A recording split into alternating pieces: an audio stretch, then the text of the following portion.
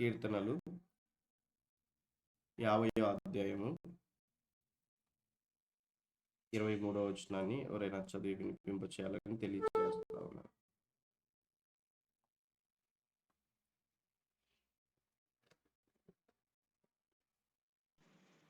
స్తుతియాగం అర్పించువాడు నన్ను మహిమపరుచున్నాడు.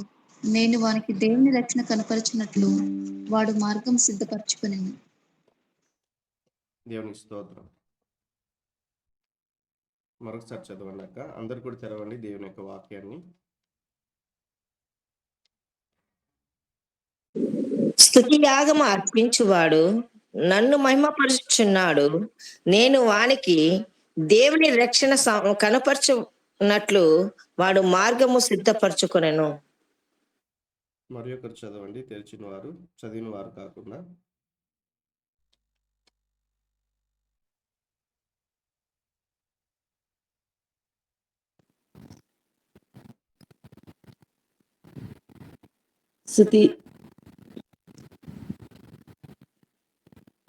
స్తుతియాగమును అర్పించేవాడు నన్ను మహిమ పరచుచున్నాడు. నేను వానికి దేవుని రక్షణను కలుగచేయనట్లుగా వాడు మార్గమును సిద్ధపరచుచున్నాడు అని. దేవునికి స్తోత్రం. స్తుతియాగం అంటే ఏమిటి? ఎవరైనా సమాధానం తెలియచేయండి. పాట కూడా మనం పాడుకుంటాం కదా. స్తుతియాగం అంటే ఏమిటి అర్థము?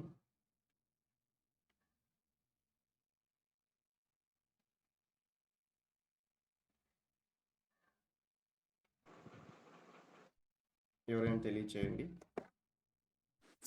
ఆయన చేసిన మేలును బట్టి మనం స్తుతించడం, హృదయపూర్వకంగా స్తుతి చేయడం వలన యాగము. థ్యాంక్ యూ అక్క. ఇంకెవరైనా?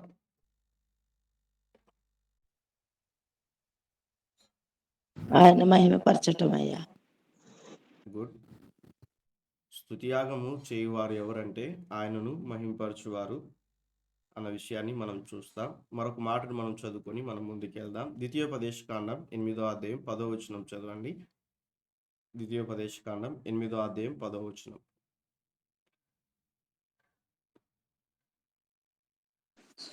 నీవు తిని తృప్తి పొంది నీ దేవుడైన యెహోవా నీకు ఇచ్చిన మంచి దేశమును బట్టి ఆయనను స్తుతింపవలేను. ఎవరైనా అనుకూలత ఉన్నవారు వర్సెస్ పోస్ట్ చేయండి. ఈ లేఖన భాగం బట్టి మనం చూస్తే ఏమంటున్నాడు దేవుని యొక్క వాక్యంలో మనం చూస్తే, మీరు తిని, చిన్నగా చదవండి నేను చెప్పినట్లుగా, మీరు తిని తృప్తి పొంది. ఒక్క నిమిషం, ఇంకా మీరు ఫస్ట్ మొట్టమొదటిగా మనం చూస్తా ఉన్నాం మీరు తిని, రెండోదిగా మనం చూస్తే తృప్తి నొంది, మూడోదిగా ఏం మాట్లాడుతున్నాడు? నీ దేవుడైన యెహోవా నీకిచ్చిన మంచి దేశమును బట్టి ఆయనను స్తుతింపవలేను. దేవునికి స్తోత్రం. ఆయనను స్తుతింపవలేను. దేవుని యొక్క వాక్యంను మనం చూస్తే ఇది దేవుని యొక్క ఒక ఆజ్ఞల్లో ఇది ఒక ఆజ్ఞ ఉంటున్నది. అయితే దేవుని యొక్క వాక్యం స్పష్టంగా తెలియచేస్తున్నటువంటి విషయం ఏంటంటే, ఎప్పుడైతే మనము దేవుని యొక్క సన్నిధిలో ఉంటున్నట్మో మనం అందరం కూడా మీరు తిని తృప్తి నొంది ప్రభుకు మీరున్నటువంటి ఆ యొక్క సంఘంలో కావచ్చు, మీకు ఇచ్చిన కుటుంబమును బట్టి కావచ్చు, మీకు ఇచ్చినటువంటి ఆత్మీయ రక్షణను బట్టి కావచ్చు, దేవుడు మనకు అనుగ్రహించినటువంటి ప్రతి వాటిని బట్టి దేవునికి ఏం చేయాలంట? మాట్లాడండి. స్తుతింపవలేను. స్తుతింపవలెను. అందరు చెప్పండి. స్తుతింపవలెను. స్తుతింపవలెను. అందరు చెప్పాలి. స్తుతింపవలెను. స్తుతింపవలెను. అందరు చెప్పాలి. స్తుతింపవలెను. స్తుతింపవలెను. దేవునికి స్తోత్రం. దేవుని మహిమపరచడానికి నేను కొన్ని విషయాలు మరి ప్రాక్టికల్గా ఈ దినాన కొన్ని విషయాలు మాట్లాడతాను. మరి చాలా మంది జీవితాల్లో పుట్టినరోజు జరుపుకుంటారు, పెళ్లి రోజు జరుపుకుంటారు, జ్ఞాపకార్థ కూడిక జరుపుకుంటారు, ఇంకా రకరకాలైనటువంటి పండుగలు లేకుంటే రకరకాలైనటువంటి విధానంలో మరి వాటిని జ్ఞాపకం చేసుకుంటూ కుటుంబంలో జాబ్ వస్తే, మరి ఉద్యోగం వచ్చినప్పుడు, లేకుంటే గృహమును కట్టుకున్నప్పుడు ప్రభువుకు ఏం చేస్తారంటే మహిమ వచ్చినట్లుగా ఆ యొక్క ఉన్న విధానమును బట్టి ఆ రోజు సందర్భంగా సేవకుని ఇన్వైట్ చేసుకొని ఆ రోజు ప్రార్థన పెట్టించుకుంటారు ఇంట్లో అందరూ కూడా. అయితే నేను చెప్పాలనుకుంటున్నటువంటి విషయం ఏంటంటే, ఏ గృహమైతే దేవుని మహిమ కొరకు ప్రార్థన కూటమి పెట్టుకున్నారో, కేవలం ఆ ఒక్కరోజు మహిమ వచ్చేటువంటి రీతిగా ఉండకూడదు కానీ, ఆ గృహము ద్వారా ప్రతిరోజు కూడా దేవునికి మహిమ రావాలి.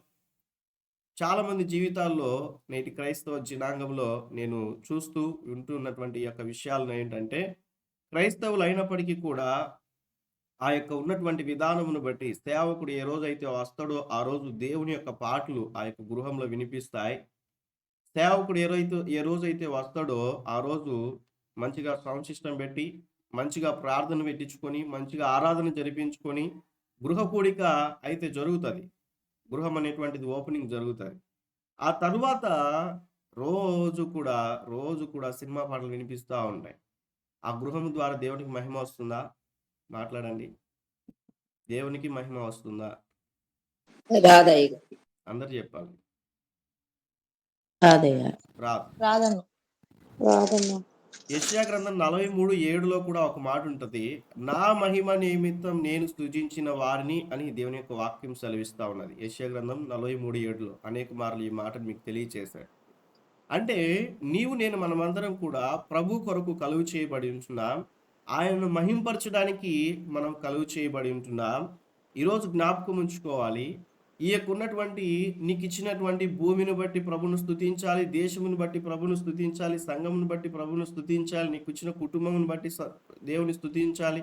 ఈ రీతిగా మనం ఆలోచన చేసినప్పుడు దేవుడు కూడా మనల్ని పుట్టించినందుకు, ఈ భూమి మీద మనల్ని నిలబెట్టినందుకు, ఈ భూమి మీద మనం నివసిస్తున్నటువంటి విధానమును బట్టి యెషయా గ్రంథంలో కూడా రాయబడి ఉంటది.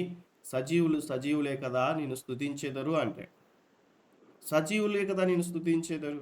సజీవుల ద్వారానే కదా నీకు మహిమ వస్తది.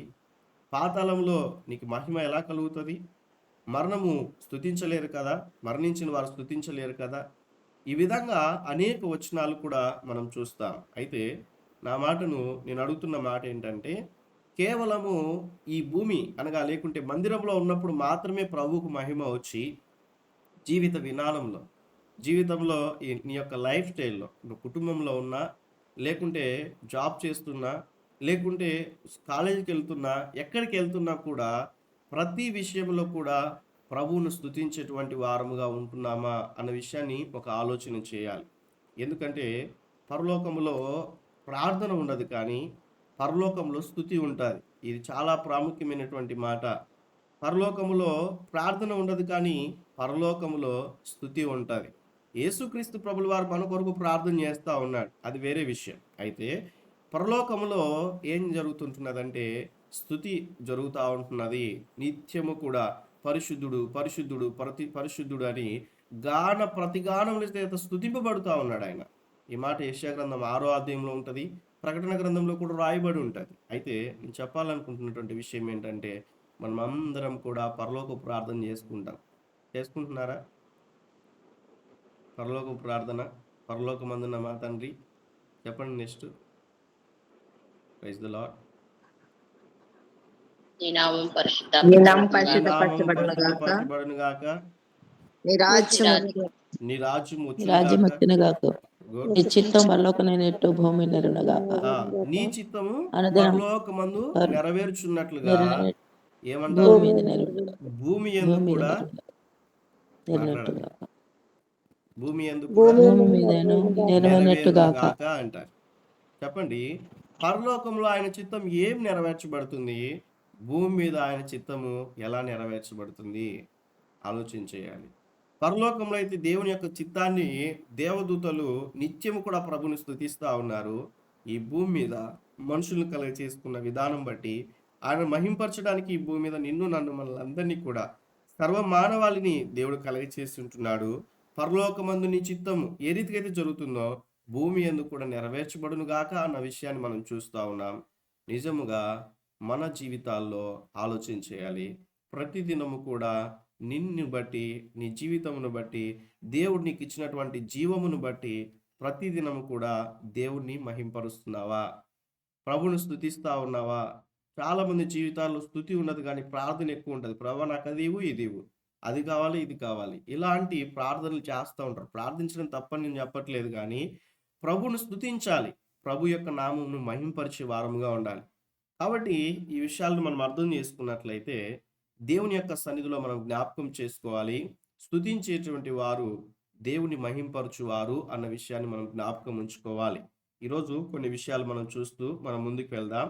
ఏ ఏ విషయాల్లో మనం ప్రభువును స్తుతించాలి అన్న విషయాన్ని మనం గమనిస్తే చూడండి, తెస్సలోనికి రాసినటువంటి మొదటి పత్రికలో 5వ అధ్యాయంలో ఒక మాట రాయబడి ఉంటది. నాకు ఇష్టమైనటువంటి మాట.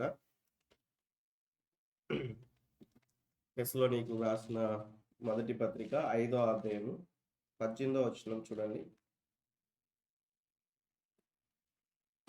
ప్రతి విషయమునందును ఆ, కృతజ్ఞతాస్తుతులు చెల్లించుడి. ఉమ్, ఈలాగ చేయుట యేసుక్రీస్తు నందు మీ విషయములో దేవుని చిత్తము. దేవునికి స్తోత్రం. చాలా మంది ప్రభా నీ చిత్తం నా జీవితంలో కనపరచు ప్రభా, నీ చిత్తం నా జీవితంలో ఏంటో తెలియచేయి ప్రభా, నీ చిత్తం ఎలాగా నేను జీవించాలో నాకు తెలియచేయి ప్రభా, నీ చిత్తం ఏమై ఉన్నదో అటు ప్రకారం జీవించే కృపను దయచేయి ప్రభా అని ప్రార్థన అయితే చేస్తారు. కానీ ఏమిటి ఆయన చిత్తం అనేటువంటిది గ్రహింపరు. జ్ఞాపకం ఉంచుకోవాలి.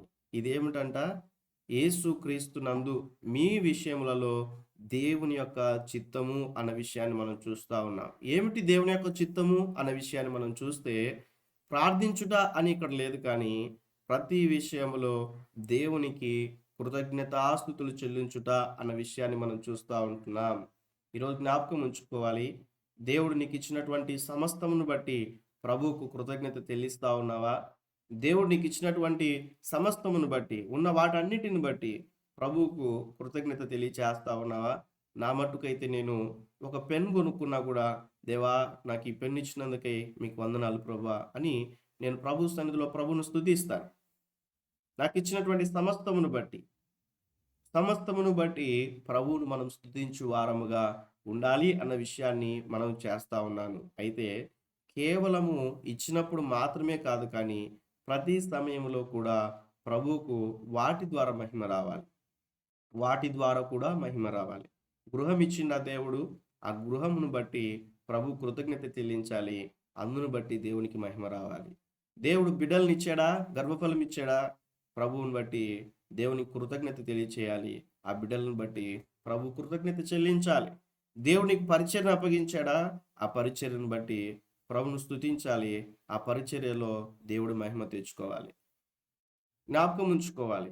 వివాహ విషయంలో దేవుడు జతపరిచినటువంటి వారిని బట్టి ప్రభును స్తుతించాలి.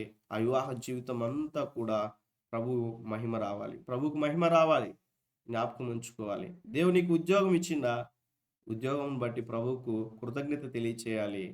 ఆ ఉద్యోగ జీవితం అంతట్లో కూడా ప్రభువుకు మహిమ రావాలి. ఈ విషయాన్ని జ్ఞాపకం ఉంచుకోవాలి. మన జీవితాల్లో మీరు చేస్తున్నటువంటి ఏ పనైనా కూడా, ఏ కార్యమైనా కూడా, ప్రతి విషయంలో దేవుడు మీకు ఇచ్చినటువంటి సమస్తమును బట్టి ప్రభువుకు మహిమ రావాలి. అది నీకు ఇచ్చిన వస్తువులు కావచ్చు, దేవుడు నీకు ఇచ్చినటువంటి వాహనాలు కావచ్చు, దేవుడు నీకు ఇచ్చినటువంటి గృహమే కావచ్చు, లేకుంటే నీవే కావచ్చు. నీ ద్వారా ఆయన కృతజ్ఞత తెలియచేసి ప్రభు సన్నిధిలో ఆయనకు మహిమ వచ్చినట్లుగా జీవితాన్ని ముందుకు నడిపించుకోవాలి అన్న విషయాన్ని జ్ఞాపకం ఉంచుకోవాలి.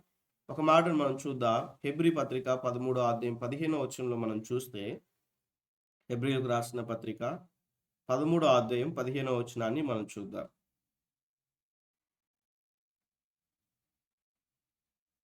కాబట్టి ఆయన ద్వారా మనము దేవునికి ఎల్లప్పుడూ స్తుతియాగము చేయదము, అనగా ఆయన నామమును ఒప్పుకొనుచు జిహ్వా ఫలము అర్పించదము. దేవునికి స్తోత్రం. ఆలోచించేద్దాం. హెబ్రీలకు రాసిన పత్రిక 13:15లో రాయబడినటువంటి మాట మరొకసారి చిన్నగా ఒకసారి చదవండి. అందరూ కూడా తెరవండి ఈ మాటని. 13వ అధ్యాయం 15వ వచనం. కాబట్టి ఆయన ద్వారా మనము దేవునికి ఎల్లప్పుడూ స్తుతియాగము చేయుదుము, అనగా ఆయన నామమును ఒప్పుకొనుచు జీవా ఫలము అర్పించుదుము. ఇక్కడే మనకి స్పష్టంగా మనకు అర్థమవుతుంది. ఎల్లప్పుడూ ఆయనకు స్తుతియాగం అర్పించుము అనగా ఏమంటున్నాడు? ఆయన నామమును నెక్స్ట్ కంటిన్యూ చేయనమ్మా. ఒప్పుకొనుచు ఏం చేయాలంట? ఆయన నామమును ఒప్పుకొనుచు అన్న విషయాన్ని మనం చూస్తూ ఉంటున్నాం. కొంతమంది వాహనాల పైన మదర్ గిఫ్ట్ అని రాస్తారు, లేకుంటే ఫాదర్స్ గిఫ్ట్, అక్క బావ గిఫ్ట్ అని రాస్తారు. అయితే కొంతమంది గాడ్స్ గిఫ్ట్ అని రాస్తారు. అయితే రాసినంత మాత్రాన సరిపోదు, కానీ వాటి ద్వారా నిజముగా హార్ట్ఫుల్గా ఆ యొక్క వాటిని రాసి ఉంటున్నారా?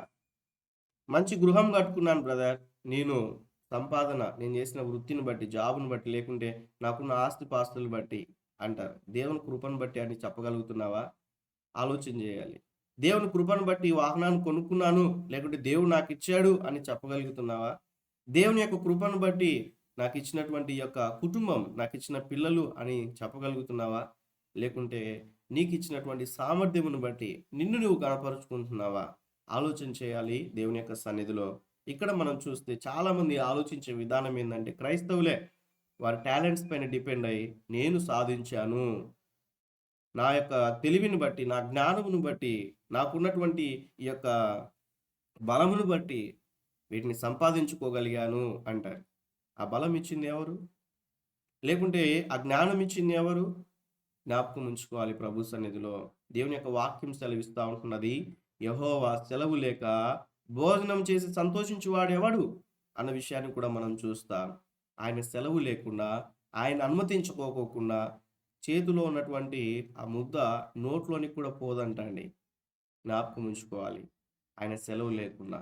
కాబట్టి ఆయన ద్వారానే మనం సమస్తం కలిగి ఉంటున్నాం. కాబట్టి ఆయనను మహింపరచు వారముగా ఆయన నామమును బట్టి అన్న విషయాన్ని మనం చూస్తూ ఉన్నాం. మరొకరు చదవండి, ఇప్పటి వరకు చదివిన వారు కాకుండా వచ్చినాని. అందరూ బైబిల్ తెరవాలి అనేది నా ఆలోచన. మరొకరు చదవండి, 13వ అధ్యాయం 15వ వచనం హెబ్రీ. కాబట్టి ఆయన ద్వారా మనము దేవునికి ఎల్లప్పుడూ స్తుతియాగం చేయదము, అనగా ఆయన నామమును ఒప్పుకొనుచు జిహ్వా ఫలము అర్పించుదుము. దేవునికి స్తోత్రం. ఆయన ద్వారా అన్న విషయాన్ని మనం చూస్తూ ఉంటున్నాం. ఆయన నామమును బట్టి అన్న విషయాన్ని కూడా మనం చూస్తూ ఉంటున్నాం. మన జీవితాల్లో కార్యములు జరగాలంటే మన సామర్థ్యం కాదు, కానీ ఆయన ద్వారా మాత్రమే అన్న విషయాన్ని మనం చూడాలి.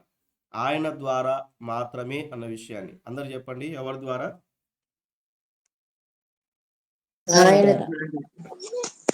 ఆయన ద్వారా. ఆయన ద్వారా మాత్రమే అన్న విషయాన్ని బైబిల్లో చూడండి. వారి సామర్థ్యం పైన ఆధారపడినటువంటి వారిని మనం చూస్తాం, ఆధారపడి ఓడిపోయిన వారిని కూడా మనం చూస్తాం. ఎగ్జాంపుల్గా సింపుల్గా మనం చూస్తే యుద్ధ సమయంలో మనం గమనిస్తే గొల్యాతు, మరి దేవుని యొక్క బలం పైన ఆధారపడిన దావీదును మనం చూస్తాం. ఏమంటాడు అక్కడ? తను తెలియచేయడానికి మాత్రమే దేవుడు నాకు సహాయం చేశాడంటాడు. దేన్ని?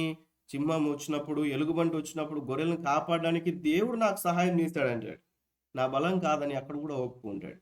యుద్ధానికి వెళ్ళేటప్పుడు నా టాలెంట్ ఏందో చూపిస్తా అని చెప్పలేదు, కానీ నేను సైన్యములకు అధిపతి యెహోవా పేరిట నేను వస్తా ఉన్నాను, యుద్ధం నాది కాదు కానీ యెహోవాదే అన్న విషయాన్ని మనం చూస్తాం. ఒకసారి ఆలోచన చేద్దాం. మనం వెళ్తున్నటువంటి ప్రతి ఒక్క పనిలో మన సామర్థ్యమును బట్టి ముందుకు వెళ్ళినట్లయితే బలహీనులమైతాం, అపజయాలు పొందుకుంటాం, అనారోగ్యం వస్తుంది. బట్ దేవుని యొక్క కృపను బట్టి, ఆ కృపను నొప్పుకుంటూ, ఆయన నామమును ఒప్పుకుంటూ మనం పని చేసినప్పుడు, ఆయన నామమును ఒప్పుకుంటూ మన జీవితంలో మనం ముందుకు వెళ్ళినప్పుడు దేవుడు మన జీవితాల్లో తోడై ఉండి మనకు విజయాన్ని చేకూరుస్తాడు.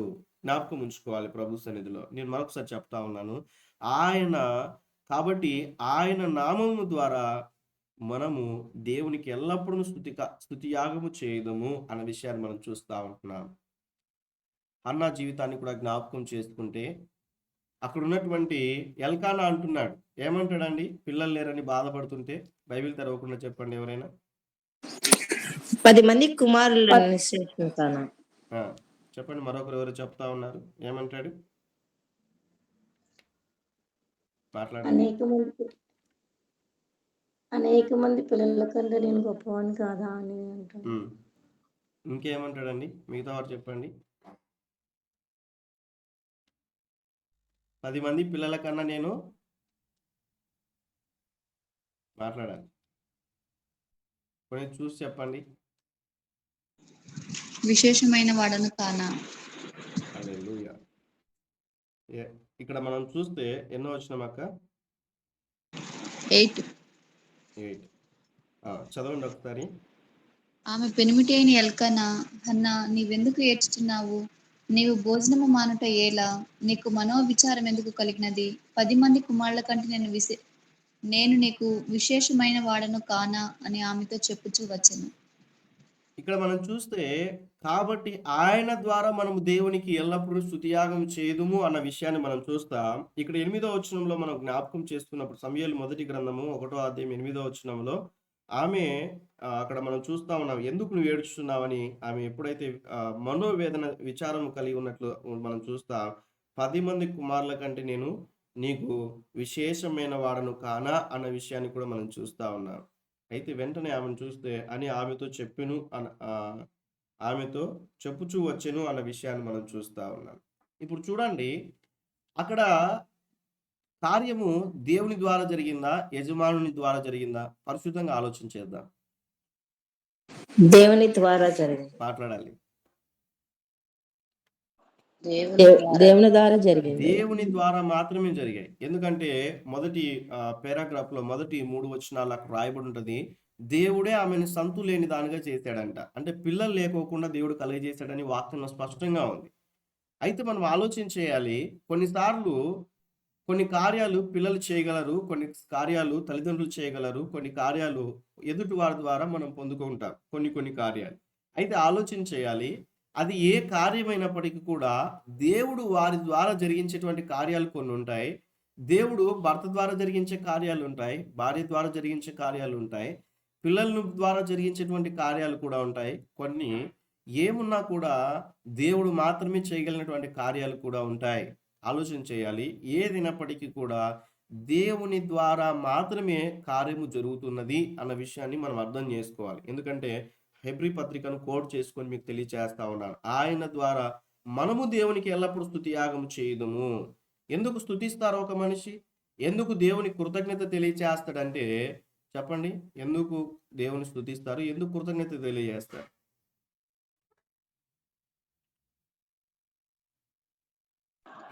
దేవుడు ఇచ్చాడు కనుక దేవునికి కృతజ్ఞత. ఆయన చేసిన ఉపకారముకై కోటి కోటి కృతజ్ఞతలు. అంటే ఆయన ఇచ్చిన వాటన్నిటిని బట్టి ఏం చేస్తారంట? కృతజ్ఞతలు తెలియచేస్తారు అన్న విషయాన్ని మనం చూస్తా ఉంటున్నాం. ఎంత ప్రాముఖ్యమైనటువంటి విషయము. కాబట్టి ఇక్కడ మనం చూస్తే ఆయన ద్వారా మాత్రమే కార్యం జరిగినట్లుగా మనం చూస్తాం. ఆ యొక్క పారాగ్రాఫ్ అంతా కూడా మీకు తెలుసు. అక్కడ ఏం జరిగింది, తర్వాత ఆమె ఎలా ముందుకు వెళ్ళింది, ఆ ఇంటికి వెళ్ళిన తర్వాత ఏమైంది ఆమె జీవితంలో అంటే నాటి నుండి ఆమె దుఃఖం మానివేసినట్లుగా లేఖన భాగాలు స్పష్టముగా దేవుని యొక్క వాక్యాలు తెలియజేస్తా ఉంటున్నాయి. ఈరోజు జ్ఞాపకం ఉంచుకోవాలి ప్రభు సన్నిధిలో. దేవుడు ఏదైతే మాట్లాడాడో, ఏదైతే ఆమెతో ఉన్నాడో 18వ వచనంలో మనం చూస్తే 1వ అధ్యాయం 18వ వచనంలో చదవండి ఆ మాటని. సమూయేలు మొదటి గ్రంథం 18వ వచనాన్ని గతంలో కూడా ఒకసారి చదివించాను ఈ మాటని.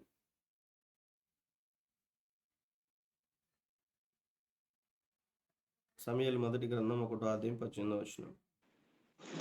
ఆమె అతనితో, నీ సేవకురాలు నేను నీ దృష్టికి కృపనందుదును గాక అనెను.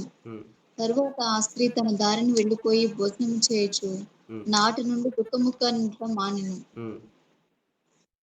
నాట నుండి దుఃఖముఖిగా నుండుట మానెను అన్న విషయాన్ని మనం చూస్తా ఉన్నాం. దుఃఖంతో ఉన్న వారు ఏం చేస్తారంటే ప్రార్థన చేస్తారు. అవునా కదా? దుఃఖంతో ఉన్నవారు ప్రార్థన చేస్తారు. మనుషుల భాషలో చెప్పాలంటే దుఃఖంతో ఉన్నవారు ఎవరైనా కూడా సహాయాన్ని కోరుతారు. అవునా కదా అండి? దుఃఖంతో ఉన్నవారు ఎవరైనా స్తుతిస్తారా? మాట్లాడండి. కష్టం. అవునా కదా? ఎవరు మాట్లాడట్లేరు. నా మాటలు అర్థమవుతున్నాయా? అవునండి. ఇప్పుడు అర్థం చేసుకోవడానికి మీకు తెలియజేస్తా ఉన్నాను. ఒకవేళ కుటుంబంలో ఉన్నటువంటి వారికి అనారోగ్యం వచ్చింది, కుటుంబంలో ఉన్నటువంటి వారికి ఏదైనా మరి బలహీనత వచ్చింది, వారిని బట్టి ప్రభుకు స్తుతిస్తావా, ప్రార్థన చేస్తావా? మాట్లాడాలి అందరూ కూడా. ఏం చేస్తారు? ప్రార్థన చేస్తారు. ప్రార్థన చేస్తారు. అక్కడ ప్రార్థన అవసరం కనుక దేవుడు వారిని స్వస్థపరుస్తాడు. స్వస్థపరిచిన విధానం బట్టి మళ్ళీ ప్రార్థన చేస్తారా? స్తుతిస్తాం. ఏం చేయాలి? స్తుతిస్తాం. దేవుని స్తుతి ఇస్తాం. దేవుని స్తుతించాలి. ఈమె జీవితంలో కూడా ఆయనకున్నటువంటి విధానమును బట్టి ఎప్పుడైతే ఆమె జీవితంలో ఆ కొదువ ఉంటున్నదో దేవుడు కార్యం చేసినప్పుడు, ఎప్పుడైతే దేవుడు కార్యం చేశాడో ఆమె జీవితంలో నాట నుండి దుఃఖము మానెను అన్న విషయాన్ని మనం చూస్తూ ఉంటున్నాం. ఈరోజు జ్ఞాపకం ఉంచుకోవాలి. ఎక్కడ ఆమె దుఃఖం మానింది అంటే ప్రభు సన్నిధిలో. ప్రభు సన్నిధిలో ఏముంటున్నది అంటే ఆయన ప్రసన్నత ఉంటున్నది. చెప్పండి, ఎక్కడ ఆమె దుఃఖం మానింది? మాట్లాడాలి. ప్రభు సన్నిధిలో, ప్రభు సన్నిధిలో. ప్రభు ప్రభు సన్నిధి సన్నిధి కదా. ఆయన సన్నిధిలో ఏముంటున్నది? సంతోషం, సంతోషం. ప్రసన్నత ఆయన ఉన్నది. సన్నిధిలో సమాధానం. ఆయన సన్నిధిలో ఆ యొక్క శాంతి, సమాధానం, దేవుని యొక్క సంతోషం. సన్నిధి, సమాధానం, ప్రశాంతత, ప్రసన్నత ఇవన్నీ కూడా మనం చూస్తాం. అనేక విషయాలు కూడా మనకు తెలుసు. రాత్రికాల సమయంలో ఒక సహోదరుడు మెసేజ్ చేశాడు, అన్న ఉదయకాల ఆరాధన చాలా చక్కగా జరుగుతుంది, చాలా బ్లెస్డ్గా ఉంది, చాలా ఆశీర్వాదకరంగా ఉంది, చాలా విషయాలు నేర్చుకుంటున్నాం, అయితే ఉదయకాలం లేయడం కష్టమైందన్న అన్నాడు. అన్నీ బాగానే చెప్పాడు కానీ ఉదయకాల సమయంలో ఏమైందంట? లేవడం కష్టమైందంట. జ్ఞాపకం ఉంచుకోవాలి, రన్నింగ్ రేసులో చేయడం కష్టమే. జ్ఞాపకం ఉంచుకోవాలి, ఎగ్జామ్ రాయడం కష్టమే, జీవితాన్ని కొనసాగించడం కూడా కష్టమే, ఆత్మీయ రక్షణను కొనసాగించడం కూడా కష్టమే, ప్రతిరోజు కూడా పరిశుద్ధతను కాపాడుకోవడం ఎంత కష్టమో. అయితే జ్ఞాపకం ఉంచుకోవాలి, ఈ కష్టములో మనము దేవుని ఆధారము చేసుకొని ముందుకెళ్ళినట్లయితే రక్షింపబడి కష్టతరమైనటువంటి పరిస్థితుల్లో అయినా క్రైస్తవ జీవితాన్ని కొనసాగించుకున్నటువంటి వారు దేవుడు వచ్చినటువంటి సమయంలో పరలోక రాజ్యములో దేవుడు మనకు విశ్రాంతిని కలుగచేసి దేవుడు మనకి ఎన్ని కార్యాలు చేస్తాడు ఆలోచన చేయాలి. ఈ రన్నింగ్ రేస్లో అప్పటి వరకు పరిగెత్తి కాళ్ళ నొప్పులు వచ్చినా, ఎన్ని బలహీనతలు వచ్చినా కూడా ఆ ప్రైజ్ తీసుకున్నప్పుడు ఎంత సంతోషిస్తాడు.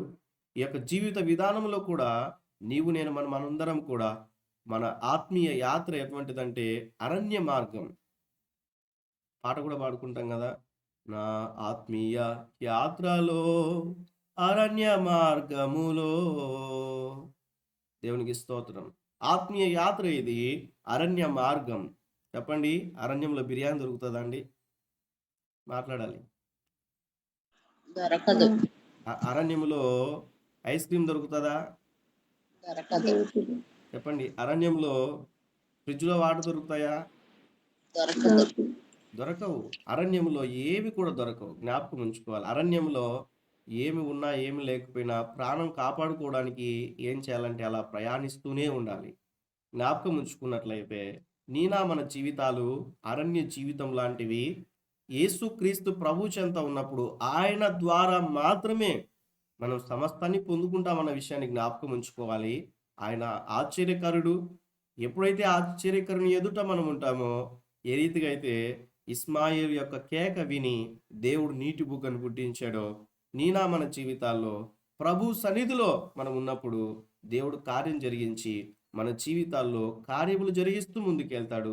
ఆ జరిగిస్తూ విధానమును బట్టి ప్రభు కృతజ్ఞత తెలియచేసేటువంటి వారముగా మనం ఉండాలి. జ్ఞాపకం ఉంచుకోవాలి, మన సామర్థ్యం కాదు అన్న విషయాన్ని మనం ఎప్పటికీ మర్చిపోకూడదు. మనం ఏదైనా పొందుకున్నామంటే అది కేవలం దేవుని యొక్క కృప ద్వారా మాత్రమే అన్నట్లుగా మనం ఆలోచన చేయాలి. దేవుని యొక్క సన్నిధిలో మరొక మాటను మనం చూస్తూ మనము ముందుకెళ్దాం. తిమోతికి రాసిన మొదటి పత్రిక 1వ అధ్యాయము 12-13 వచనాలు చూడండి. తిమోతికి రాసిన మొదటి పత్రిక 1వ అధ్యాయము 12-13 వచనాలు. పూర్వము దూషకుడను, హింసకుడను, హానికరుడనైన నన్ను తన పరిచర్యకు నియమించి నమ్మకమైన వాణిగా ఎంచినందుకు నన్ను బలపరిచిన మన ప్రభువైన యేసుకు కృతజ్ఞుడినై ఉన్నాను. తెలియక అవిశ్వాసము వలన చేసి తిని కనుక కనికరింపబడి తిని. మరొకసారి చదవండి అక్క, రిపీట్ చేయండి. అందరు కూడా తెలిసారా బైబిల్? అందరు తెలిసారా? తిమోతికి రాసిన మొదటి పత్రిక 1వ అధ్యాయం 12-13 వచనాలు. పూర్వము దూషకుడను, చదవండి. హింసకుడను, హానికరుడనైన నన్ను తన పరిచర్యకు నియమించి నమ్మకమైన వానిగా ఎంచినందుకు నన్ను బలపరిచిన మన ప్రభువైన క్రీస్తు యేసుకు కృతజ్ఞుడనై ఉన్నాను. తెలియక అవిశ్వాసం వలన చేసి తిని కనుక కనికరింపబడి తిని. దేవునికి స్తోత్రం. ఇప్పుడు నేను ఇదే యొక్క పౌలు గారి స్థానంలో మన జీవితాన్ని పెట్టుకున్నాం. ఆలోచన చేయండి. ఇదే యొక్క పౌలు గారి జీవితంను బట్టి మన జీవితాన్ని జ్ఞాపకం చేసుకుంటూ పౌలు గారి స్థానంలో మన జీవితాన్ని ఒకసారి ఆలోచన చేద్దాం. పూర్వము ఎలా ఉన్నాడంట? దూషకుడను, హింసకుడను, హానికరుడనై ఉన్న నన్ను అంటాడు. 3 విషయాలు ఉన్నాయి ఇక్కడ. ఏంటంట? మొదటి విషయం ఏంటి? దూషకుడను, దూషకుడు. రెండవది ఏంటండి? హింసకుడను, హింసకుడు. మూడవది ఏంటంట? హానికరుడను. అందరు చెప్పండి, మిగతా వారు చెప్పండి. హానికరుడైన ఒకటి దూషకుడు, వరుసగా చెప్పాలి. హానికరుడు. వరుసగా చెప్పాలి. దూషకుడు, 3 విషయాలు ఉన్నాయి. హింసకుడు, హానికరుడు. నెంబర్ 1 ఏంటి? దూషకుడు, నెంబర్ 1 ఏంటి? దూషకుడు, దూషకుడు. నెంబర్ 2 ఏంటి?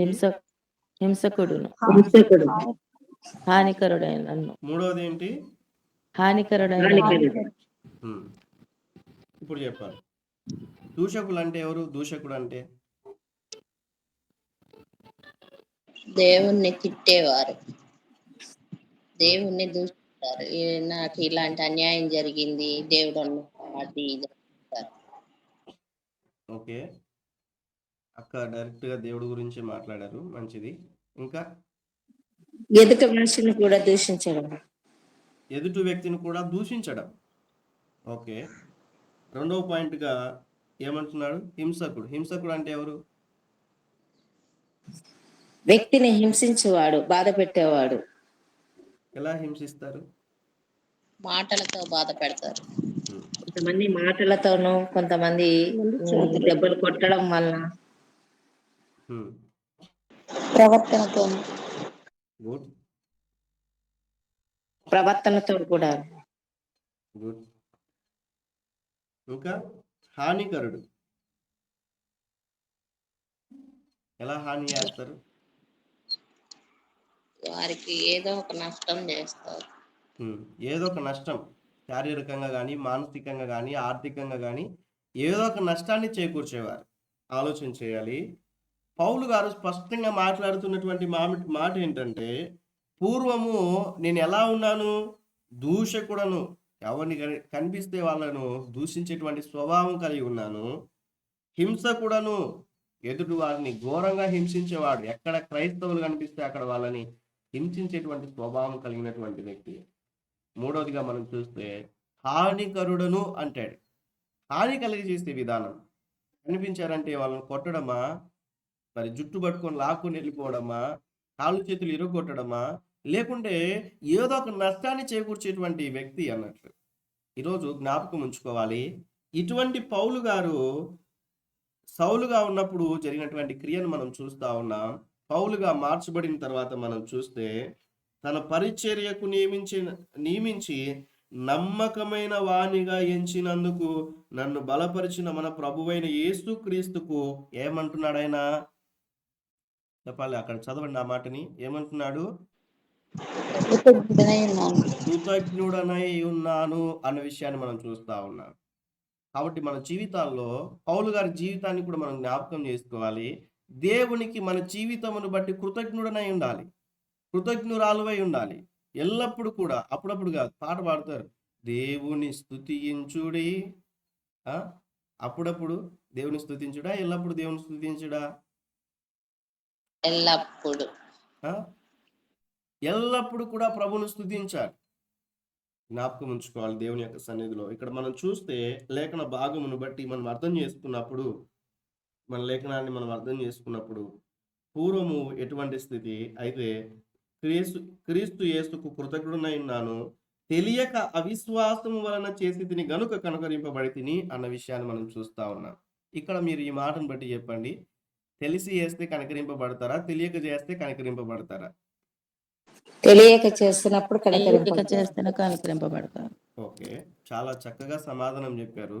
ఇప్పుడు ఈ 2 మాటలు బట్టి, ఈ 2 వచనాలను బట్టి మన జీవితాన్ని ఆలోచన చేద్దాం. పూర్వం ఎలా ఉంది నీ జీవితం, ఇప్పుడు ఎలా ఉంది? పూర్వము ఉన్నటువంటి మాటలు ఎలా ఉన్నాయి, ప్రస్తుతం ఉన్నటువంటి మాటలు ఎలా ఉన్నాయి, పూర్వం ఉన్నటువంటి తలంపులు ఎలా ఉన్నాయి, ప్రస్తుతం ఉన్నటువంటి తలంపులు ఎలా ఉన్నాయి, పూర్వం ఉన్నప్పుడు జీవిత విధానం ఎదుటి వారి పట్ల ఎలా ఉంటున్నది, ఇప్పుడు లోపల ఎటువంటి స్వభావం ఉంటున్నది, ఆలోచన చేయాలి. ప్రభు సన్నిధిలో తెలియక కనకరింపబడతారు. అవిశ్వాసం వలన తెలియక చేసి తిని కనుక కనకరింపబడ్డాను. ఈరోజు తెలిసి తెలిసి క్రైస్తవులు పాపం చేస్తా ఉన్నారు. తెలిసి తెలిసి క్రైస్తవులు పాపంలోనే జీవిస్తూ ఉన్నారు. తెలిసి తెలిసి క్రైస్తవులు అలానే జీవిస్తూ ఉన్నారు. జ్ఞాపకం ఉంచుకోవాలి. అబద్ధం ఆడాలని తెలుసా తెలీదా? మాట్లాడని అబద్ధం తెలుసు. ఆడకూడదని తెలుసా తెలీదా? మోసం చేయకూడదని తెలుసా తెలీదా? తెలుసు. ఎదుటి వారిని దూషించకూడదని తెలుసా తెలీదా? తెలుసు. మాట్లాడాలి. ఎదుటి వారిని తప్పు చేసి మాట్లాడొచ్చు అని తెలుసా తెలీదా? తెలుసు. అన్నీ తెలుసు. కానీ ప్రాక్టికల్ లైఫ్కి వచ్చే లోపల ఎలాంటి జీవితాన్ని కొనసాగిస్తున్నారు అన్న విషయాన్ని ఒక క్వశ్చన్ మార్క్ వేసుకోవాలి. కొంతమంది నేను అడుగుతాను, అక్క నువ్వు ఎందుకు ఆమెతో మాట్లాడావు, బ్రదర్ ఎందుకు నువ్వు ఆమెతో మాట్లాడావు, లేకుంటే బ్రదర్ ఎందుకు మీరు ఇలా ఉంటారు అంటే, బ్రదర్ ఏమనుకోకండి, నేను ప్రపంచంలో ఉన్న వారిని అందరినీ క్షమిస్తానేమో కానీ ఈ సహోదరుని మాత్రం క్షమించలేను. బ్రదర్ ఈ ప్రపంచంలో ఉన్న అందరినీ క్షమిస్తాను కానీ ఈ యొక్క సహోదరిని మాత్రం క్షమించలేను. అందరినీ క్షమిస్తాను కానీ నా భర్తను నేను క్షమించలేను. అందరినీ క్షమిస్తాను కానీ నా భార్యను నేను క్షమించను. అందరినీ క్షమిస్తాను కానీ ఫలానా వ్యక్తిని నేను క్షమించలేను బ్రదర్, దయచేసి నన్ను బలవంతం చేయొద్దు అని ఇలా సమాధానం చేస్తారు. జ్ఞాపకం ఉంచుకోవాలి. శక్యమైతే ప్రతి మనుషునితో సమాధానం కలిగి ఉండమని దేవుని యొక్క వాక్యం సెలవిస్తూ ఉంటున్నది. నీకు శత్రువు అనేవాడు ఎవడైనా ఉన్నాడంటే అది అపవాది తప్ప మనుషులు ఎవ్వరు కూడా ఉండకూడదన్న విషయాన్ని కూడా మనం అర్థం చేసుకుంటాం. జ్ఞాపకం ఉంచుకోవాలి. మరికొన్ని విషయాలు మనం చూస్తే, సహోదరుడును వ్యర్థుడా అని పలుకువాడు ఏమవుతాడంట? మాట్లాడాలి. ఏమవుతాడు? విమర్శకు లోనవుతాడు. నరహత్య చేసినట్లే అన్నట్లుగా మరొక వచనంలో కూడా రాయబడి ఉంటుంది. ఎదుటి వారిని ఎలా దూషిస్తా ఉన్నారు. కొంతమంది మాట్లాడితే ఇలా పలకడం కూడా అది మంచిది కాదు. మనం కుటుంబంలో ఉన్నటువంటి వారిని కూడా ఎలా అయితే అలా పలకకండి. కొంతమంది చూస్తూ ఉంటాను తల్లిదండ్రుల్ని, పిల్లల్ని, నువ్వు ఎందుకు పనికిరావు అనకూడదు కానీ బట్ మీకు అర్థం అవడానికి చెప్తున్నాను. నువ్వు ఎందుకు పనికిరావు, లేకుంటే నువ్వు వేస్ట్ పిల్లో, వాడిని చూసి నేర్చుకో, ఇలా తక్కువ చేసి మాట్లాడుతూ ఉంటారు. వాళ్ళని చూసి నేర్చుకో ఇలా అన్నట్లుగా. బట్ దేవుని యొక్క వాక్యంలో మనం చూస్తూ ఉంటున్నాం, తెలియక చేసినప్పుడు కనికరింపబడినట్లుగా మనం చూస్తూ ఉంటున్నాం. చూడండి, ఈ మాటను బట్టి మనం చూస్తే, తెలియక అవిశ్వాసం వలన చేసి తిని కనుక కనికరింపబడి ఉంటున్నాను. అయితే 14వ వచనం చూడండి. 14వ వచనం చదవండి. మరియు మన ప్రభు యొక్క కృపయు క్రీస్తు యేసునందున్న విశ్వాసమును ప్రేమయు అత్యధికంగా విస్తరించెను. కాబట్టి ఎందుకు ఈయన ఇలా మాట్లాడుతున్నాడనే విషయాన్ని మనం చూస్తే, కేవలము ఆయన కృప ద్వారా, ఇక్కడ కూడా మనం చూస్తున్నాం, హెబ్రీ 13:15 కూడా చూసాం, ఆయన ద్వారా, ఆయన కృప ద్వారా అన్న విషయాన్ని. ఇక్కడ 14వ వచనంలో కూడా మనం చూస్తే ఎలా ఉంటున్నదంటే, మన ప్రభు యొక్క కృపయు అదే రీతిగా యేసుక్రీస్తు నందున్న విశ్వాసమును ప్రేమను ప్రేమయు అత్యధికముగా విస్తరించెను అన్న విషయాన్ని మనం చూస్తూ ఉంటున్నాం. నీ జీవితంలో ఆయన కృప అదే రీతిగా విశ్వాసము ప్రేమము అత్యధికంగా విస్తరింపచేశాడు దేవుడు. ఎప్పుడు అంటే ఇప్పుడు మనం చూస్తూ ఉంటున్నాం 15వ వచనంలో, పాపులను రక్షించుటకు యేసుక్రీస్తు ప్రభుల వారు లోకమునకు వచ్చెను, వాక్యము నమ్మదగినదియు అంగీకారమునకు యోగ్యమునై ఉన్నది అన్న విషయాన్ని మనం చూస్తూ ఉంటున్నాం. అట్టి వారిలో నేను ప్రధానుడను అంటున్నాడు. పాపుల్లో నేను ప్రధానుడను అంటున్నాడు. అయితే క్రీస్తు కొరకు కూడా ప్రధానంగా ఉన్నాను. ఒకప్పుడు నా జీవితం ఏమో ఇదిగో పాపంలో ఉన్నటువంటి వారిలో ప్రధానంగా ఉన్నాను, నేను అంత పాపిని. ఇప్పుడు ప్రభు కొరకు నా ప్రాణం నేను కూడా అర్పించడానికి నేను సిద్ధంగా ఉన్నాను అంటాడు. అంటే ఆయన జీవితం ద్వారా ఆయనకు మహిమ రావాలని కోరుకున్నాడు. బ్రతుకుట క్రీస్తే, చావైతే లాభం అన్నాడు.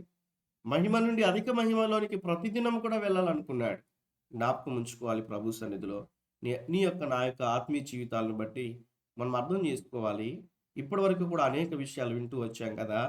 స్తుతి యాగము చేయవాడు నన్ను గణపరచును అన్న విషయాన్ని, నిజంగా మన జీవితాల్లో స్తుతి ఉండాలి. స్తుతి ఎవరి జీవితాల్లో ఉంటుంది అన్న విషయాన్ని మనం చూస్తూ వచ్చాం. ఎందుకు స్తుతించాలి అంటే, మీరు భోజనం చేసి తృప్తి కలిగి ఆయన మీకు ఇచ్చినటువంటి దేశమును బట్టి, ప్రభువును బట్టి, దేవుడిచ్చిన సమస్తమును బట్టి, ప్రతి వాటిని బట్టి స్తుతించాలన్న విషయాన్ని మనం చూస్తూ వచ్చాం. ఎందుకు స్తుతించాలి అంటే, ఏ ఏ విషయాల్లో స్తుతించాలి అంటే, ప్రతి విషయంలో దేవుని స్తుతించాలి. స్తుతించేవారు ఎవరు అంటే, దేవుని యొక్క చిత్తాన్ని నెరవేర్చువారు అన్న విషయాన్ని మనం చూస్తూ వచ్చాం. దేవుని యొక్క చిత్తాన్ని నెరవేర్చువారు ఎవరు అంటే, ఎల్లప్పుడూ కూడా తన జీవితమును బట్టి, తన ప్రవర్తన జీవితమును బట్టి ప్రభువుకు కృతజ్ఞత తెలియచేవారు అన్న విషయాన్ని మనం చూస్తూ వచ్చాం. తన జీవితమును బట్టి అంటే ఎగ్జాంపుల్గా అపోస్తున్నటువంటి పౌలు గారి గురించి చూస్తూ వచ్చాం.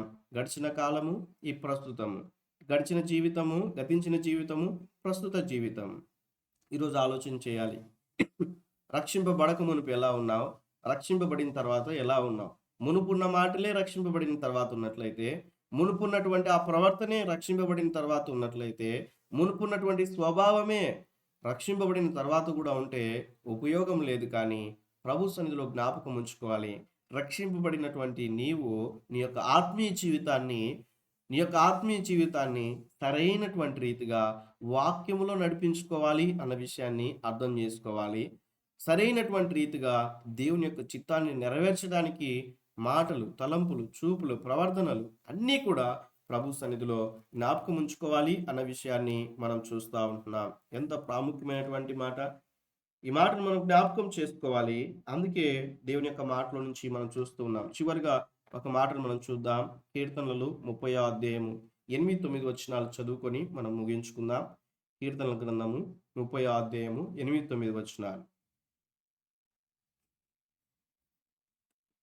కీర్తనలు 30వ అధ్యాయము 8-9 వచనాలు.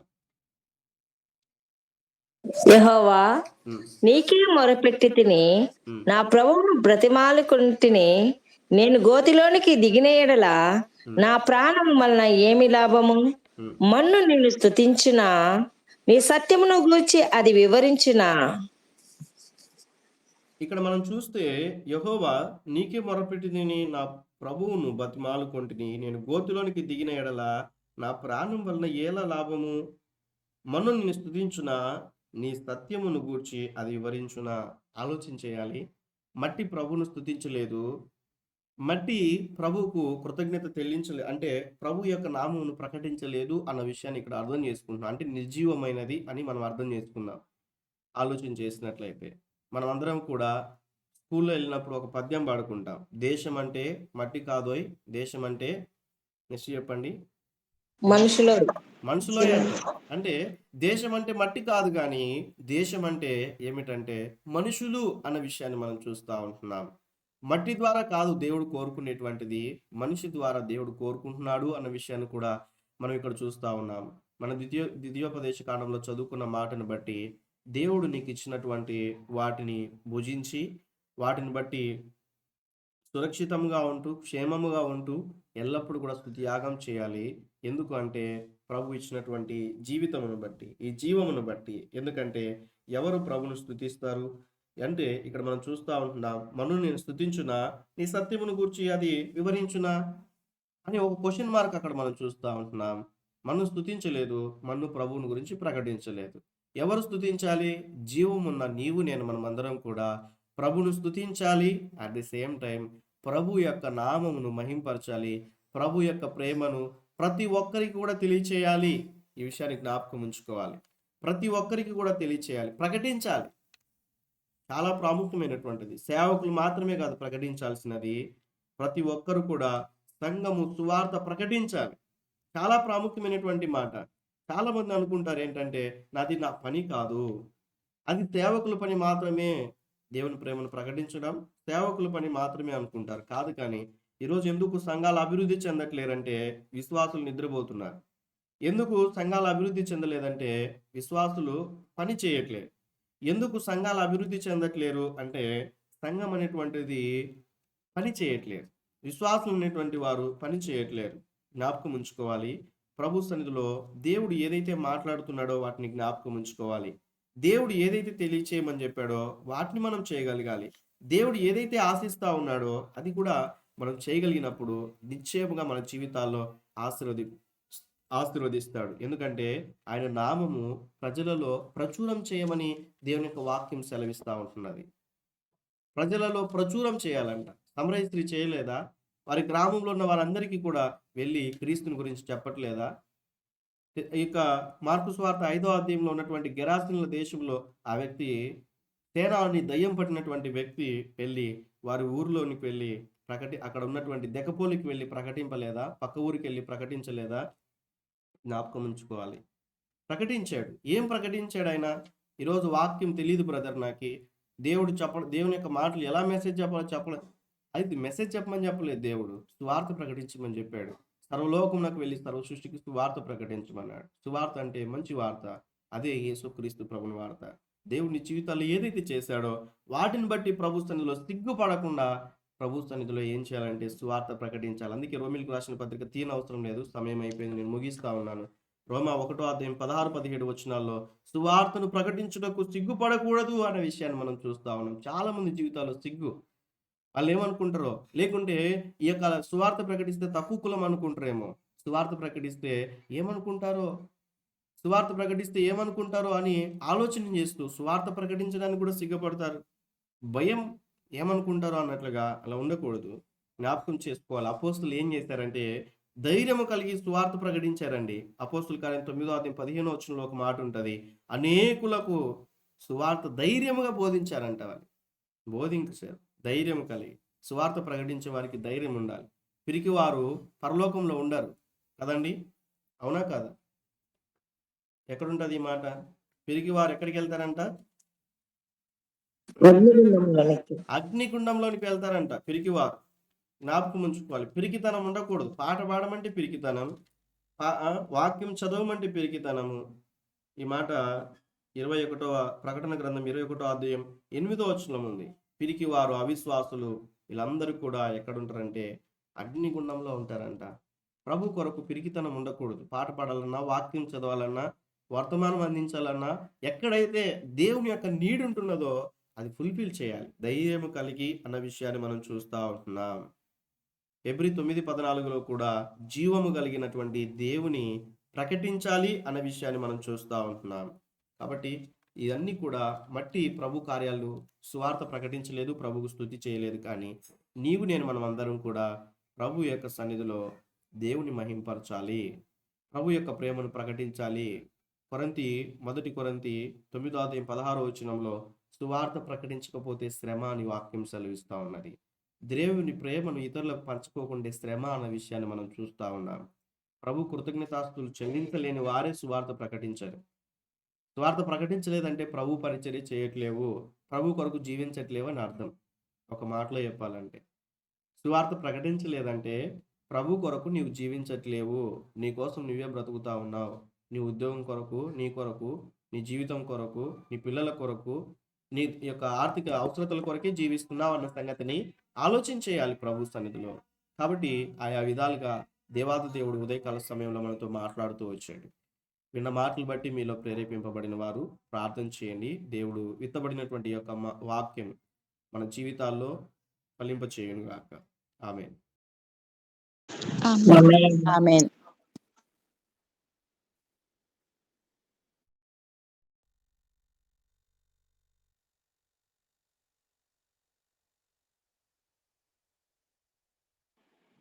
ప్రార్థించుకుందాం.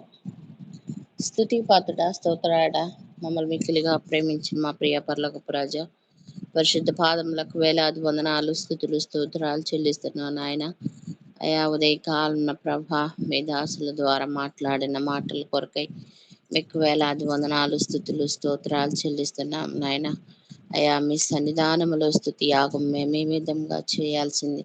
మీరు చేసిన మేలు ఉపకారములు బట్టి మేము ఎలాగ కృతజ్ఞులమై జీవించాలో ప్రభా. అయ్యా మీరు చేసిన ప్రతిదీ మేము కృతజ్ఞత కలిగి ఆయన ఉండాలని ప్రభా మీ దాసుల ద్వారా మీరు హెచ్చరించిన విధానం కొరకు మీకు వేలాది వందనాలు. మీ మహిమ నిమిత్తమై ప్రభా మమ్మల్ని నాయన సృష్టించారని ప్రతి ఉదయం లేచి మీ సన్నిధానంలో ఆయన మరి మిమ్మల్ని స్తుతించుటకు నా ప్రభా ఇచ్చినటువంటి నాయన మీరు మాకు ఇచ్చిన విధానం కొరకు మీకు వేలాది వందనాలు చెల్లిస్తున్నాను. ఆయన ప్రతి విషయం నందు కృతజ్ఞతాస్తుతులు చెల్లించే వారంగా ఉండాలని ప్రభ. మరి మిమ్మల్ని స్తుతించదు కానీ నాయన సజీవులమైన మేము మీ సన్నిధానంలో ఆయన సాక్షులుగా నిలబడాలని ప్రభ. మీరు మీ దాసుల ద్వారా హెచ్చరించిన విధానం కొరకు మీకు వేలాది వందనాలు స్తుతులు స్తోత్రాలు చెల్లిస్తున్నాను ఆయన. అయా మీ నామాన్ని ఒప్పుకుంటూ నా ప్రభ ఆయన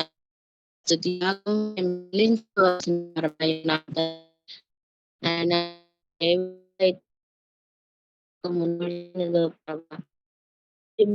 కూడా ఏ బాధలో ఉన్నాడు నాయన మరి నాయన మీ సన్నిధానంలో మేము స్తుతించవలసిన వారమై ఉన్నాం తండ్రి. కష్టం వచ్చినప్పుడు నాయన మాకు ఇష్టం వచ్చినప్పుడు కాదు కానీ నాయన మీ సన్నిధానంలో ఎల్ల వేళలా మిమ్మల్ని ధ్యానించే వారంగా ఉండాలని ప్రభా. అయా మీరు హెచ్చరించిన విధానం కొరకు మీకు వేలాది వందనాలు చెల్లిస్తున్నాను నాయన. ఆనాడు అపొస్తలుడైన పౌలు గారిని నాయన దూషకుడుగా హింసకుడుగా ఉన్నప్పుడు నాయన అయా ఇప్పుడైతే నమ్మదగిన వాణి యందు ప్రభ మరి నాయన మీరు ఏర్పాటు చేసుకున్న విధానం కొరకు నాయన నమ్మకమైన దేవుడుగా మీరు మా ఎడల ఉన్నారన్న నిరీక్షణ కలిగి ప్రభా మీ సన్నిధానంలో నాయన మేము స్తుతించి నాయన మిమ్మల్ని ఘనపరచవలసిన వారమై ఉన్నాం తండ్రి. ఇది ఒక రోజు కాదు కానీ నాయన ప్రతినిత్యం ప్రతి దాని కొరకు నాయన కృతజ్ఞత కలిగి జీవించే వారంగా ఈ రోజు మేమేమై ఉన్నామో ప్రభా మీ దయ వలనేనని ప్రభా. ప్రతిదీ మమ్మల్ని మేము నాయన పరీక్షించుకుంటూ మీ సన్నిధానంలో మేము స్తుతించవలసిన వారమై ఉన్నామని ప్రభా. మీరు మీ దాస్తుల ద్వారా హెచ్చరించిన విధానం కొరకు మీకు వేలాది వందనాలు చెల్లిస్తున్నాను ఆయన. అయా అనవసరమైన బ్రదర్ని మీరు దీవించండి, ఆశీర్వదించండి. వారు చేయించిన పరిచర్యను మీరు ఆశీర్వదించమని ప్రార్థిస్తున్నాను ఆయన. ప్రతి ఉదయమున ప్రభా నాయన మా యొక్క జీవితాలను బట్టి మేము ప్రభా మిమ్మల్ని నాయన మీ మాటలను వినలేని వారంగా ఉంటున్నామని ప్రభా. మరి ఏ యొక్క దాసుడైతే చెప్పాడో ప్రభా అలాంటి పరిస్థితుల్లో మేము కూడా ఉన్నాం కానీ ప్రభా ఇరుకు మార్గమున ప్రవేశించిన వారే కొందరే నాయన విశాల మార్గమైన ప్రవేశించేవారు అందరూ ఉన్నారు ప్రభ. అలాంటిది మేము ఎంచుకొనక నాయన మీ సన్నిధానంలో ప్రభ ఏ విషయంలోనూ నాయన బడలిక చెందక ప్రతినిత్యం కూడా నాయన ఆత్మీయమైనటువంటి మెళుకువను కలిగి సిద్ధపడు కన్యకల వలె మా జీవితంలో మేము ఉన్నప్పుడే మీ రాజ్యంలో మమ్మల్ని చేర్చుకుంటారని ప్రభ. మేము ప్రతి దినం కూడా గుర్తెరిగి మీ సన్నిధానంలో నాయన మిమ్మల్ని స్తుతించి మహింపరిచే బిడ్డలుగా ఉండాలని ప్రభ. ప్రతి దాని కొరకు ప్రతి వారి మధ్యలో మేము సాక్షులుగా భయాన్ని విడిచిపెట్టి ధైర్యం కలిగి మీ సన్నిధానంలో నాయన మిమ్మల్ని స్తుతించినప్పుడే ప్రభ మీతో మేము ఉండుటకు మేము అర్హత కలిగిన వారమని నాయన అయా చెప్పుటకు కాదు కానీ మా నిత్య జీవితంలో చేస్తూ నాయన అనేకులకు మాదిరికరంగా ఉండుట్లో నాయన మీరు ఏ విధముగా అయితే నాయన చేశారో అలాంటిగా మేము కూడా ఉండుట్లో మమ్మల్ని మీరు మలుస్తున్నందుకు మీకు వందనాలు చెల్లిస్తూ ఈ ఉదయ కాలంలో ప్రభ మరి పరిచర్య చేస్తున్న బ్రదర్ని సిస్టర్ని నాయన మీరు దీవించండి, ఆశీర్వదించండి. పాల్గొన్న ప్రతి ఒక్క బిడ్డను మీరు ఆశీర్వదించి నాయన ప్రతి నిత్యం ప్రభ మేము ఒక్కరం కూడా నశించిపోవటం మీకు ఇష్టం లేదన్నారు. అలాంటి నిరీక్షణ మేము కూడా కలిగిన ప్రభ ఇంకా మిమ్మల్ని ఎరగని వారి కొరకు నాయన మరి మీ సన్నిధానంలో ప్రభ మేము సాక్షులంగా ఉండి మేము విని విడిచిపెట్టు వారం కాక నాయన వినది అనేకులకు చెప్పి నాయన మీ రాజ్యపు వారసులుగా చేయుటకు మా బాధ్యత ఉన్నదని గుర్తెరిగే కృపను దయచేస్తున్నందుకు మీకు వేలాది వందనాలు స్తుతులు స్తోత్రాలు చెల్లిస్తూ ప్రతినిత్యం ప్రతి దినం ప్రభా మీ సన్నిధానంలో వాక్యంతో ప్రోత్సహించబడుచు ఆత్మీయమైన మన్నాను తినుచు నాయన మేము మిమ్మల్ని నాయన విడవక మరొక నిత్యం మిమ్మల్ని స్తుతించే వారంగా మీ సన్నిధానంలో మేము నమ్మకస్తులంగా ఉండే కృపను దయచేస్తున్నందుకు మీకు వేలాది వందనాలు స్తుతులు స్తోత్రాలు చెల్లిస్తూ నాయన ఈ ఉదయకాల దీవులతో మమ్మల్ని అందరినీ నింపినందుకు మీకు వేలాది కృతజ్ఞతాస్తుతులు ఈ దినమంతటి కొరకు నాయన మీకే స్తుతిస్తూ ధ్యానిస్తూ నాయన మీ కృపలో మమ్మల్ని బలపరిచి స్థిరపరిచి ఉదయ దీవెలతో నింపినందుకు మీకు వేలాది వందనాలు, స్తుతులు, స్తోత్రాలు చెల్లిస్తూ మా తిరిగి అడిగి వేసిన మేము పొంది ఉన్నాము తండ్రి. ఆమేన్. ఆమేన్.